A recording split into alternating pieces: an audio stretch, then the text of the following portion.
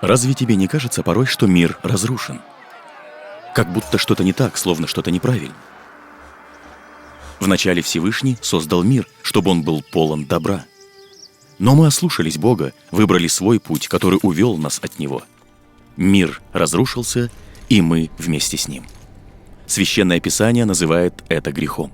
Грех — это не просто наши поступки, это состояние нашего сердца. Естественным результатом нашего непослушания является смерть, отделение от источника жизни.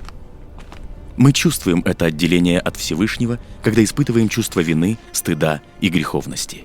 Но мы ничего не можем сделать сами, чтобы убрать наш грех и восстановить нашу жизнь, поскольку мы отделены от Святого Всевышнего. Наша история могла бы быть трагична, если бы этим и окончилась. Но Бог дает выход. У Него был план спасения с самого начала. Всевышний раскрыл свой план нашим предкам. В Священном Писании рассказывается, что Ибрагим – праведный человек веры в глазах Бога. Всевышний принимает готовность Ибрагима принести в жертву своего сына как доказательство его послушания.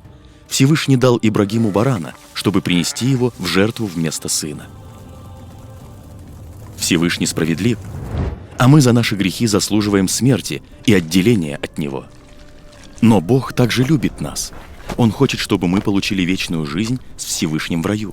Подобно тому, как Всевышний заменил жертву сына Ибрагима этим бараном, Он дал Исе стать совершенной жертвой вместо нас. Иса Масих покрывает наши грехи, освобождает нас от последствий греха, которым является смерть, и делает нас праведными. Иса, будучи Богом, стал человеком, чтобы войти в наш разрушенный мир и жить совершенной жизнью.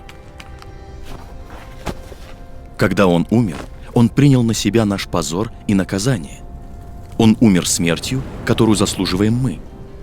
Через 3 дня Он воскрес из мертвых, чтобы никогда не умирать вновь.